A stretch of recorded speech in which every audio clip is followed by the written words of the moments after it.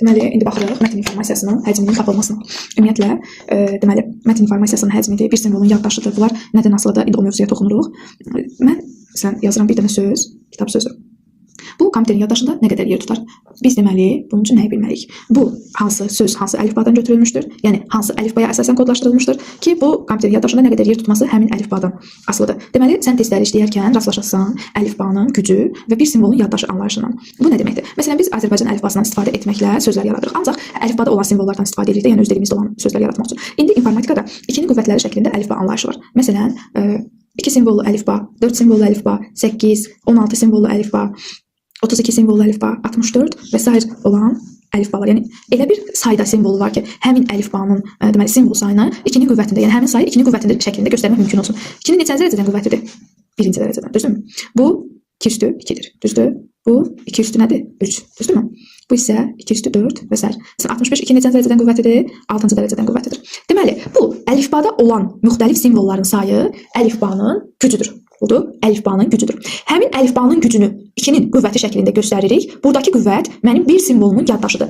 Yəni, mən həmin əlifbadan götürərək söz yaratsam və kompüterin yaddaşına daxil etsəm, həmin sözün bir simvolu oradakı qüvvətin, belə deyək, qüvvətə bərabər olar. Bir simvolun yaddaşı oradakı qüvvətə bərabər olar. Bu nə deməkdir? Məsələn, mən 8 simvollu əlifbadan və yaxud da gücü 8 olan əlifbadan və yaxud da müxtəlif simvolların sayı 8 olan əlifbadan, yəni bunun üçün eyni anlayışa gəlir, istifadə etsəm, bir söz yaratsam, həmin sözü kompüterin yaddaşına daxil edəndə oradakı bir simvolun yaddaşı 3 bitə bərabər olur. Məsələn, mən gücü 8 olan, bu nə deməkdir? Yəni müxtəlif simvol, müxtəlif simvolların sayı 8 olan, yaxud da 8 simvollu əlifbadan istifadə edərək söz yaratsam, məsələn, bunu bizdə olan, əlimizdə olan bu kitab sözünü yaratmışam 8 simvollu əlifbaya əsasən. Bu zaman mənim bir simvolumun yaddaşı neçə bit olar? Bir simvolumun yaddaşı 1 bit.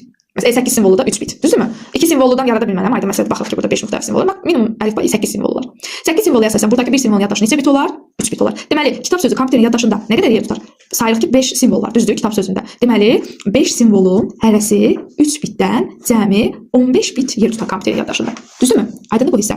Daha sonra baxırıq nəyə? Məsələn, bəzən bizə özü verir ki, bu əlifbadan istifadə etmişik. Məsələn, kitab sözü 16 simvollu əlifbaya əsasən kodlaşdırılarsa, bir simvolun yaddaşı neçə bit olar? 4 bit olar, bəli. Bu zaman deyirəm ki, 5 simvol var, hər biri 4 bitdən cəmi kompüterin yaddaşında neçə bit yer tutur? 20 bit yer tutur. Düzdürmü bura qədər? Aha, aydın oldu bura qədər. Əla.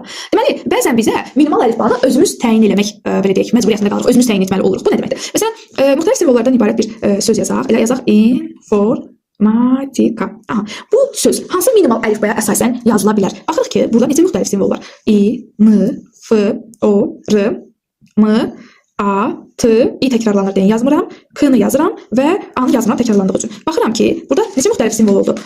6, 8, 9 müxtəlif simvol var, düzdürmü? Deməli, 9 müxtəlif simvol hansı əlifbada ola bilər? Minimal yerləşəcəyi əlifba. Baxıram, 16 simvollu əlifbadır, düzdürmü? 16 simvollu əlifba. Aha, deməli, 16 simvollu əlifbaya əsasən, yəni yerləşdiyi minimal əlifba 16 simvolludur və deyir ki, bizə informatika sözü minimal əlifbaya əsasən yaddaşda nə qədər yer tutur? Mən də bilirəm ki, 16 simvollu əlifbanın bir simvolun yaddaşı neçə bit olur? 4 bit olur. Deməli, minimal əlifbada bir simvolun yaddaşı 4 bit olur. İnformatika sözü deməli neçə bit yer tutar? Baxıram ki, ümumi informatika sözündə 11 simvol var, yəni sözün özündə 11 simvol var. Hər biri 4 bitdən deyirəm ki, cəmi yaddaşda minimal əlifbaya əsasən 44 bit yer tutar. Oldu?